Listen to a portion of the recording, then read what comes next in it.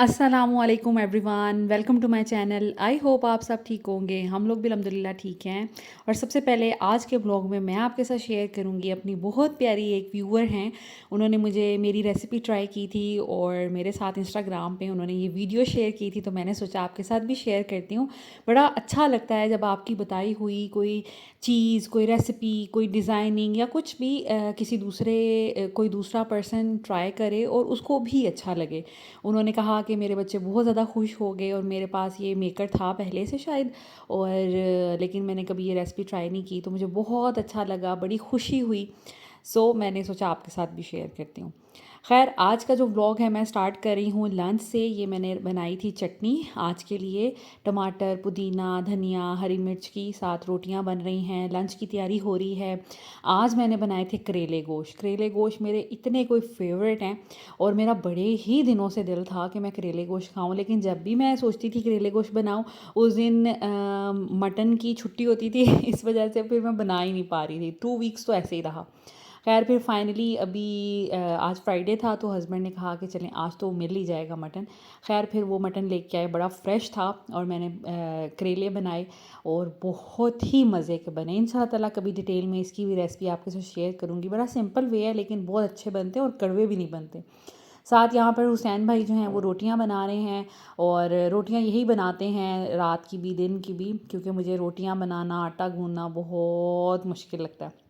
ये है जी करेलों की लुक। अच्छा, कैमरे में इतने अच्छे कैप्चर नहीं हो पा रहे, लेकिन इनका रंगत भी बहुत अच्छी बनी थी और जायका तो बहुत अच्छा बना था, बड़े जूसी और बड़े मज़े के बने थे।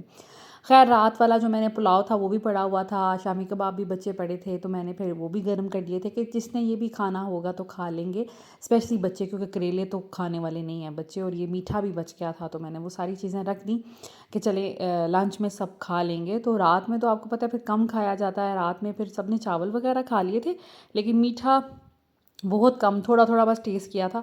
फिर आज ये कि मीठा भी ख़त्म हो गया। उसके बाद जी मैं फ़्रेश हुई, नहाई धोई, क्योंकि किचन में काम करने के बाद आपको पता है कितनी स्वेटिंग वगैरह हो जाती है, तो बस मैंने फिर ये वाला कपड़े पहने।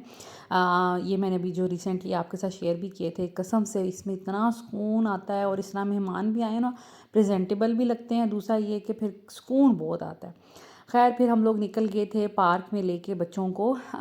बच्चे ऑफ कोर्स, मैंने तो अब रूटीन बनाई हुई है बच्चों को पार्क में लेके जाने की।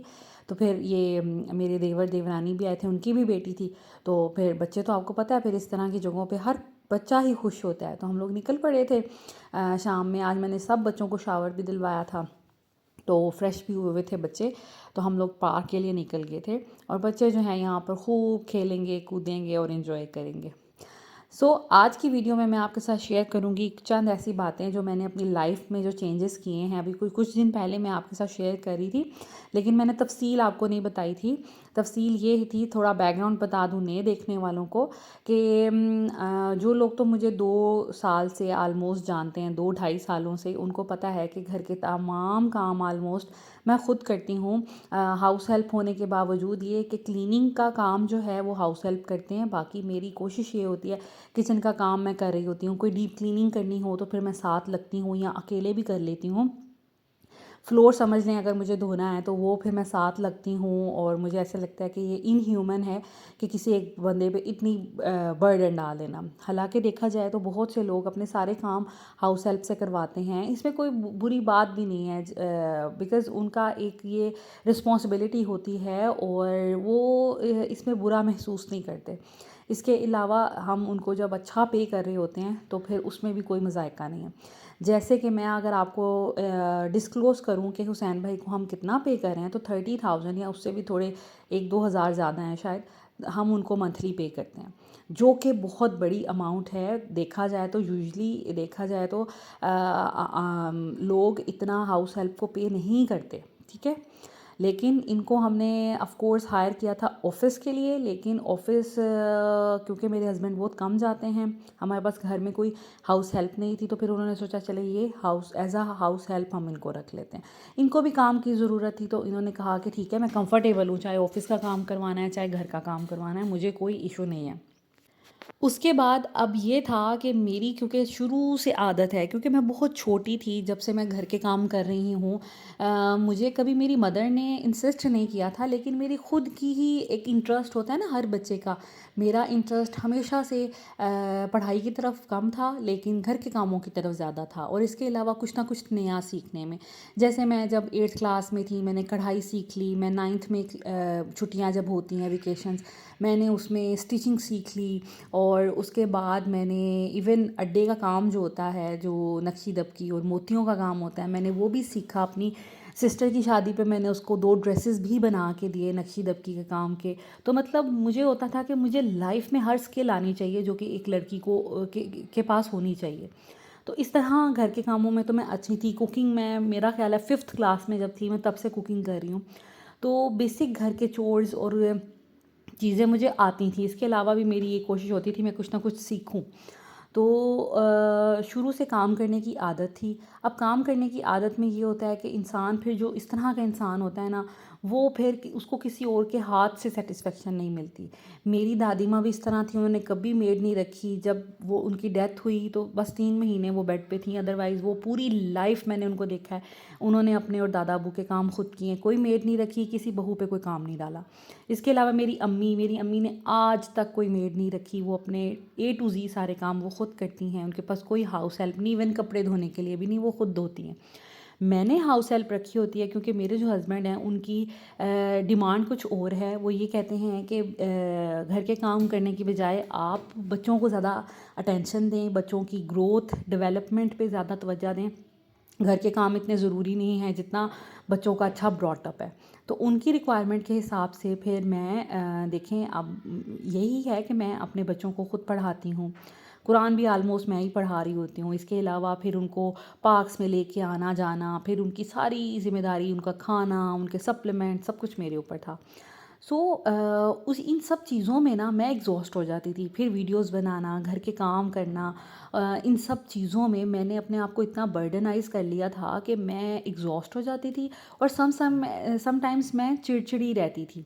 ऐसा होता है ऑफ कोर्स। आप लोग अक्सर मुझसे पूछते हैं, या मैं अगर किसी को बताऊं तो कोई यकीन नहीं करता कि आपको भी गुस्सा आता है। नहीं, ऑफ कोर्स मैं भी एक इंसान हूँ, मुझे भी गुस्सा आता है।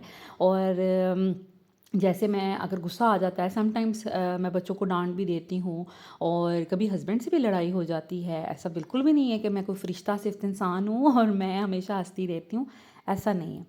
तो ऐसा कई सालों से चल रहा था। आहिस्ता आहिस्ता फैमिली में इजाफा हुआ माशाल्लाह। अब जो है ना ज़ावियार, उसकी रिस्पॉन्सिबिलिटी भी बढ़ गई। इसके अलावा ज़ावियार बाकी तीनों बेटियों की निस्बत इसका नेचर थोड़ा डिफरेंट है। तो उस सिचुएशन में अगर देखा जाए तो ओवरऑल ओवर द टाइम मेरे ऊपर बहुत ज़्यादा बर्डन पड़ गया। मैं काम करती थी और समटाइम्स गुस्सा भी आ जाता था, मूड भी ऑफ हो जाता था, और उसकी वजह से ना मेरी फैमिली डिस्टर्ब हो जाती थी। जैसे फैमिली, बच्चे तो भूल जाते हैं, बच्चों को अगर डांट दो तो वो भूल जाते हैं, लेकिन अगर हस्बैंड के साथ कोई ऊंच नीच हो जाए, उनके साथ अगर आप उनको कोई गिला कर दो या गुस्सा कर दो तो वो नहीं बर्दाश्त करते, और करना भी नहीं चाहिए मेरा ख्याल है। लेकिन फिर भी अगले को ये अंडरस्टैंड भी करना चाहिए कि भाई वाकई हम बहुत बर्डन हम पे है।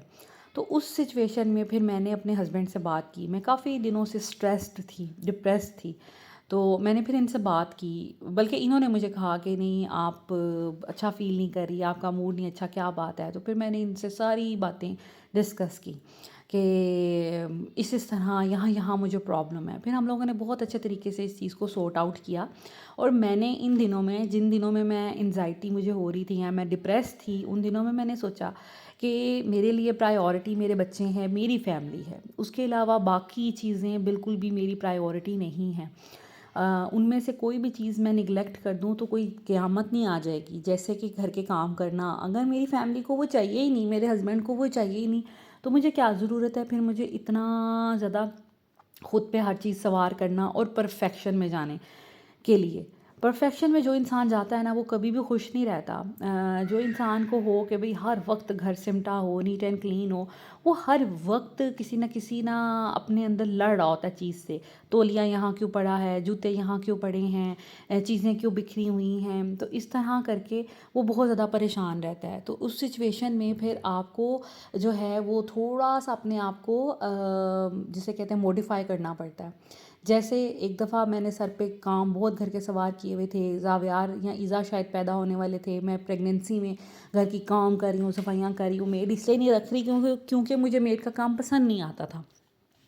फिर मेरी एक फ्रेंड ने मुझे समझाया कि नहीं, आप गलत कर रही हैं, समटाइम्स हमें आंखें बंद रखनी पड़ती है। आप जिस सिचुएशन में हैं, बेबी कभी भी डिलीवर हो जाएगा, तो आपको एक हाउस हेल्प की ज़रूरत है जो कि आपके पास रहे इस टाइम में। मुझे उनकी बात बड़ी कन्विंसिंग लगी और मुझे लगा कि हाँ वाकई भाई कोई ऐसा इंसान तो नहीं होता ना कि किसी का घर साफ़ करे वो अपना घर समझ के, या जिस तरह मैंने काम करना है, जो मेरा क्राइटेरिया है, ज़रूरी नहीं है किसी दूसरे का भी हो। फिर उस वक्त मुझे ये एहसास हुआ कि हाँ मैं यहाँ पे गलत हूँ, या मुझे थोड़ा सा अपने आप को चेंज करना पड़ेगा। तो मैंने अपने आप को चेंज किया और मैंने हज़म किया कि अगर काम वाली किसी जगह को, किसी कोने को निगलेक्ट भी कर रही है तो ओके, इट्स ओके। तो इस तरह करके इंसान जो है ना वक्त के साथ साथ बहुत कुछ सीखता है और बहुत कुछ अपनी ज़िंदगी में चेंज करता है। मैं हमेशा ये कहती हूँ कि कोई भी इंसान अक्लेकुल नहीं होता। मैं ये दावा नहीं कर सकती कि भाई मैं तो बहुत परफेक्ट हूँ और या मैं अक्लेकुल हूँ, मुझे तो सारी समझ है। नहीं, हम ज़िंदगी में बहुत से ऐसे टाइम आता है कि हम दूसरों से बहुत कुछ सीख रहे होते हैं। अभी फिर जो मैं पिछले दिनों कुछ डिप्रेस रही और उसमें मैंने फिर ये सोचा कि नहीं, मुझे अपने आप को चेंज करना चाहिए। मेरी फैमिली मुझसे जो रिक्वायर कर रही है ना, मुझे उनको वही देना चाहिए। अब क्योंकि देखें ना, एक इंसान को प्यास लगी है, आप उसको खाना उसके आगे रख दें, उसको कभी भी अच्छा वो खाना नहीं लगेगा। उसको प्यास लगी है तो उसको पानी चाहिए। इसी तरह एक इंसान को अगर खाना चाहिए तो वो पानी से कैसे गुजारा कर सकता है। जिस इंसान को जो चाहिए आप उसको वो दो। मैंने फिर अपनी कोशिश की कि रिस्पॉन्सिबिलिटीज़ को कम करूँ, ज़्यादा से ज़्यादा काम दूसरों पे डालूँ जिनको मैं पे कर रही हूँ। जैसे स्पारे वाली टीचर को मैं, कुरान वाली टीचर को मैं पे कर रही हूँ, तो मैं उनसे वो प्रॉपर काम ही नहीं ले रही थी। मैं बच्चों को रिवाइज़ भी खुद करवा रही हूँ, पहले स्पारे से पहले उनसे सुन रही हूँ, अगले दिन सुन रही हूँ, सर पे खड़ी हूँ मोबाइल पकड़ के। मैंने बच्चों को थोड़ा इंडिपेंडेंट किया। मैंने ज़ैनब को इंडिपेंडेंट किया कि मोबाइल आपने ख़ुद पकड़ना है, अब से मैं ऑफ हूँ स्पारे के टाइम से, मैं नहीं पकड़ूँगी मोबाइल। इसके अलावा मैंने टीचर से रिक्वेस्ट की कि भाई आपने अब इनको रिवाइज़ करवाना है 2-2 दफ़ा। जहाँ आप एक दफ़ा बस इनसे सुन लेती हैं और कहती हैं ठीक है मामा आपको रिवाइज़ करवा लेंगी, नहीं, अब मैं अवेलेबल नहीं हूँ, आपने इनको 2 से 3 दफ़ा खुद वीडियो कॉल पे रिवाइज़ करवाना है और अपनी ड्यूटी पे करनी है आपने। मैंने बहुत अच्छे तरीके से उनसे बात की और उन्होंने कहा ठीक है, ओके। मैंने उन्हें बताया कि मेरी और भी रिस्पॉन्सिबिलिटीज़ हैं और जब मैं कुरान इनको पढ़ाती हूँ बच्चों को, तो मेरी बाकी चीज़ें जो हैं निगलेक्ट हो रही होती हैं। और उन्होंने कहा ठीक है। इसी तरह मैंने हुसैन भाई पे और अपनी कुछ चीज़ें डाली, जैसे जो काम मैं कर रही थी। अब मैं क्या काम करती हूँ, हुसैन भाई के ज़िम्मे है जी सारे घर की सफाई करना, बाहर से चीज़ें लेके आना, गाड़ी साफ़ करना, काफ़ी चीज़ें उनके ज़िम्मे भी हैं। लेकिन मैं क्या कर रही हूँ, as full time house help होने के बावजूद मैं लॉन्ड्री खुद करती हूँ, कपड़े फोल्ड करके कबर्ड्स में मैंने खुद रखने होते हैं, ड्रॉर्स कबर्ड्स मैंने साफ़ करनी होती है, सारे कपड़े बच्चों के अपने मैंने खुद प्रेस करने होते हैं, डस्टिंग मैंने करनी होती है और खाना मैंने बनाना होता है, ठीक है। तो वो मेरे ज़िम्मे बहुत ज़्यादा घर के और भी काम थे। इसके अलावा मैंने बच्चों को पढ़ाना है, मैंने बच्चों को सुपारा पढ़ाना है, मैंने बच्चों को पार्क लेके जाना है, या कोई भी काम उनके से मतलब उनकी रिस्पॉन्सिबिलिटी पूरी करनी है। तो मैं बहुत ज़्यादा थक जाती थी। फिर मैंने अपना थोड़ा बर्डन और कम किया कि नहीं, ये काम भी मैं हुसैन भाई से करवाऊँ, वो काम भी जो उनको करना चाहिए और जिसके लिए हम उनको पे कर रहे हैं। इस तरह करके मैंने अपनी ड्यूटीज़ कुछ उन पे डाली। टीचर की जो कुरान पाक वाली टीचर थी उनकी रिस्पॉन्सिबिलिटी उन पे डाली। ज़ैनब को मैंने थोड़ा सा किया कि भाई ज़ैनब शावर ख़ुद ले लेती है, फ़ातिमा भी ख़ुद ले लेती है, तो मैंने ज़ैनब से कहा कि अब आप ईज़ा को भी अपने साथ शावर दिलवा लिया करें। ईज़ा को भी उसने शावर दिलवाना शुरू कर दिया। इसी तरह मैंने फिर इनको कहा कि अब आपने ख़ुद रिवाइज़ किया करना है। तो इस तरह छोटे छोटे कितने काम मैंने उनको देना शुरू किए। और मैंने एडिशन क्या किया, मैंने इनको बहुत फ्रीक्वेंटली पार्क लेके जाना शुरू किया, जो इनकी फ़िज़िकल हेल्थ के लिए बहुत ज़्यादा ज़रूरी है।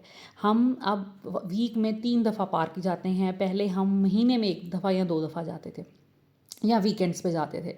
तो अब हमने इस तरह करना शुरू किया है कि ये इनकी बेसिक नीड है, जो मुझे लेके जाना है, मुझे ड्यूटी ये पे करनी ही करनी है।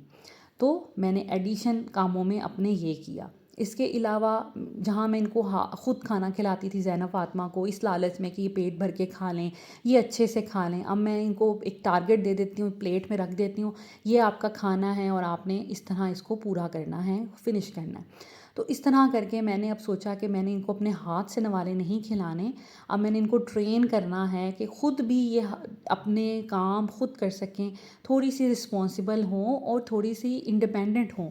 हर चीज़ मैं इनको करके देती हूँ, तो इनके लिए भी बुरा है और मेरे लिए भी बुरा है। सो ये मैंने काम किया। इसके अलावा मैंने कोशिश ये की कि ऐसी चीज़ें बनाऊं घर में जो ये अच्छे से खा लें।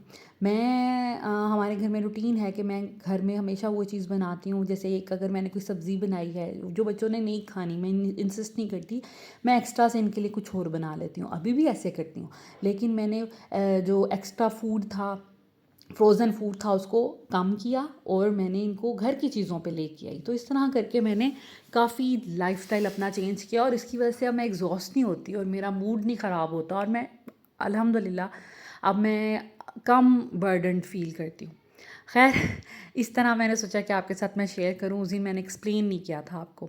आज क्योंकि दोपहर में मैंने बनाए थे करेले गोश्त, बड़ों ने तो खा लिए लेकिन बच्चों ने नहीं खाए थे, बच्चों ने राइस वगैरह खा लिए थे।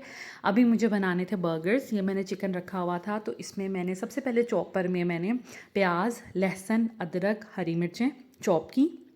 उसके बाद दो ब्रेड के स्लाइसेस चॉप किए उसके अंदर ही। फिर मैंने चिकन की बोटियां डाल दी, ठीक है, ये मैंने जोड़ जोड़ के रखी होती हैं बोनलेस, मैं फिर उनका कुछ ना कुछ बना लेती हूँ।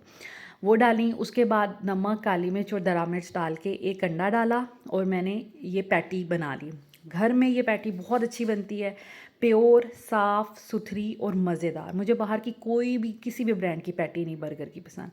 बाकी मैंने प्याज रखे हुए हैं, प्याज पानी में डाल के ठंडे पानी में रखे, क्रंची लगते हैं जो रिंग अनियंस होते हैं।